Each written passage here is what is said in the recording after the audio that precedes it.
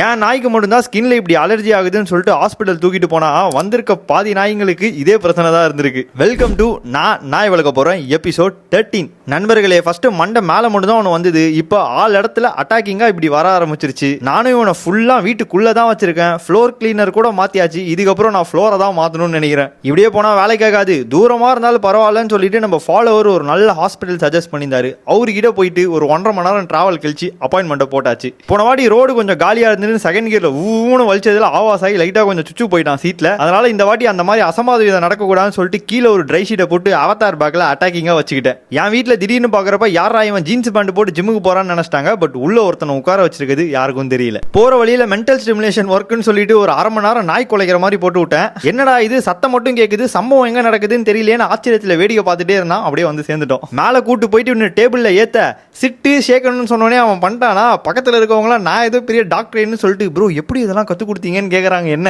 இந்த நேரத்தில் எனக்கு ஒரே பப்பி விஷயமா போயிருச்சு. நான் அப்புறம் 4-5 யூடியூப் பேரெல்லாம் சொல்லி விட்டேன், இவங்க நல்லா ஃபாலோ பண்ணுங்க, நல்லா சொல்லி தருவாங்கன்ட்டு. ஆக்சுவலாக மருத்துவர் என்ன சொன்னார்னா, ஃபர்ஸ்ட் ஆஃப் ஆல் நீங்கள் ஈரம் ஏதாவது இடத்துல இருந்ததுன்னா அதிலே திரும்ப படுத்தா அந்த மாதிரி இன்ஃபெக்ஷன் வரதுக்கு வாய்ப்பு இருக்கு அப்படின்னாங்க. ரெண்டாவதா இந்த மோஷன் போகிற இடத்துல நாய்களுக்குலாம் ஏதோ ஒரு கிளாண்ட் செக்ரீட் ஆகுமா, அது ரொம்ப இருந்தாலும் அது உள்ள அடைச்சிக்குமா. அதனால ஒரு பஞ்சு மாதிரி உள்ள விட்டு எடுத்தாங்க.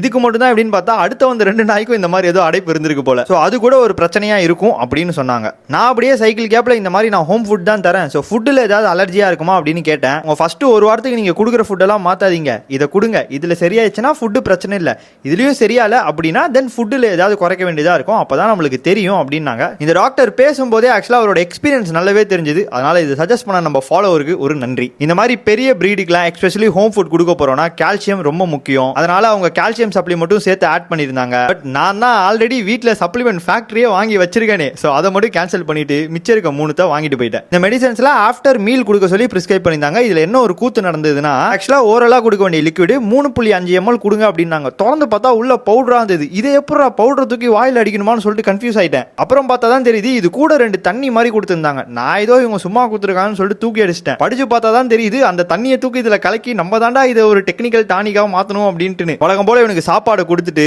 இந்த சப்ளிமெண்ட்ஸை கொடுக்கறதுக்கு ஒரு ஐடியா வச்சிருந்தேன். பீட்ரூட் போன் பிராத்னு நான் வச்சிருக்கேன். அது ஆக்சுவலா எனக்கு ரொம்ப பிடிக்கும். அதுல ஒரு 3.5 ml இந்த மருந்து, அதுக்கப்புறம் ஒரு 7 ml அவங்க கொடுத்துருக்க மல்டிவைட்டமின், அதுக்கப்புறம் ஒரு கால்சியம் டேப்லெட், இது எல்லாத்தையும் கலந்து விட்டேன். கசப்பு தன்மையை கண்டுபிடிச்சு சாப்பிட மாட்டானோன்னு பார்த்தேன். நல்லா வலிச்சு எடுத்துட்டேன் எல்லாத்தையும். அதுக்கப்புறமா இந்த ஒரு ஸ்ப்ரே கொடுத்தாங்க, டெய்லி காலையில அடிக்கணும்னு சொல்லிட்டு. ஒரு வாரம் கழிச்சு பார்ப்போம் எப்படி இருக்குன்னு. நண்பர்களே, அப்படியே உங்களுக்கு ஏதாவது நல்ல ஃப்ளோர் கிளீனர் தெரிஞ்சா கீழே கமெண்ட் சொல்லி விட்டு போங்க, எனக்கு ரொம்ப யூஸ்ஃபுல்லா இருக்கும். பாய். நாய் செய்திகளுக்காக நானும் என் நாய்க்குட்டி மாறணும். டாடா.